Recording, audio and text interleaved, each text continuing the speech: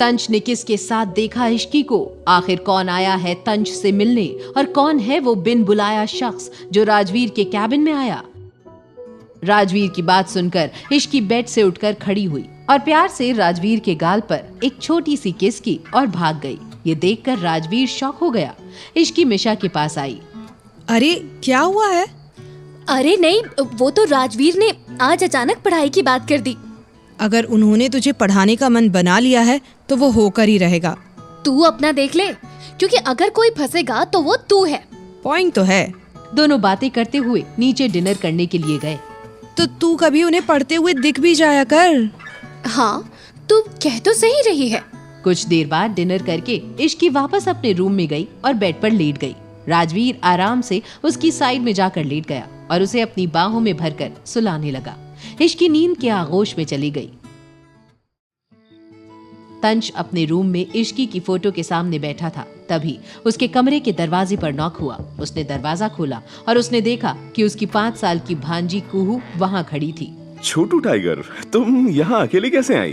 तंच ने उसे अपनी गोद में उठा लिया। वो उसे लेकर लिविंग रूम में गया, जहाँ उसकी बहन तन्वी और जीजा दानिश बैठे हुए थे। मैंने सुना है भाई कि तुमने कोई लड़की पसंद की है।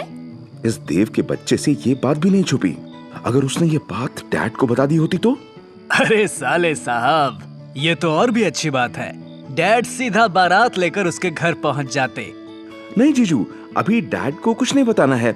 अभी तो मुझे ये भी पता नहीं है कि उसकी लाइफ में कोई है या नहीं। वैसे आप किसे इम्प्रेस कर रहे हैं मुझे ये भी पता है। अगली सुबह इश्की और मिशा कॉलेज में थे। तभी इश्की के पास करण आया।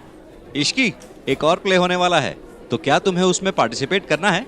मैं नहीं कर पाऊंगी, मेरी बॉक्सिंग प्रैक्टिस भी है और क्लासेस भी। चलो कोई बात नहीं, वैसे मुझे पता नहीं था कि तू इतना अच्छा बॉक्सिंग करती है।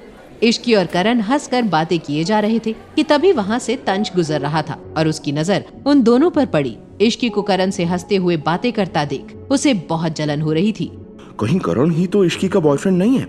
अगर ऐसा है तो मुझे इसे उससे दूर रखना होगा, बहुत दूर। ये सोचकर तंच वहाँ से चला गया।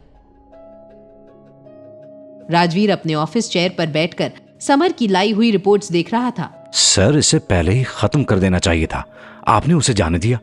याद है मैंने कहा था कि ये सांप है, दोबारा फन जरूर उठाएगा।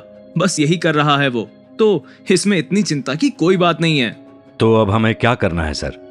हमें अब तक पता नहीं है कि केशव दीवान की हेल्प कौन कर रहा है, और तो और उस दिन के बाद संजना का भी पता नहीं चल रहा है। सबसे पहले गौतम रंधावा के बारे में पता करो और उसे हमारे घर और घर वालों से दूर रखो।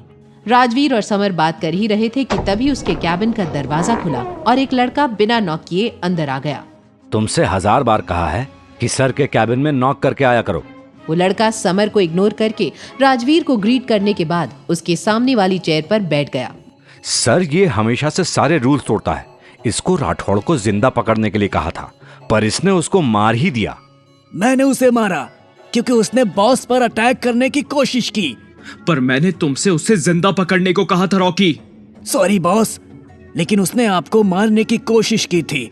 वो तो क्या, कोई भी आपके खिलाफ कुछ भी करने की कोशिश करेगा तो उसका यही हश्र होगा। कौन था वो शख्स जिसके बारे में समर और राजवीर बात कर रहे थे, और तंच करण को इश्की से दूर रखने के लिए क्या करेगा? ये जानने के लिए देखिए अगला एपिसोड सिर्फ पॉकेट एफएम के YouTube चैनल पर। और डेविल से शादी के सारे एपिसोड्स को सुनने के लिए डिस्क्रिप्शन में दी गई लिंक से डाउनलोड कीजिए पॉकेट एफएम ऐप।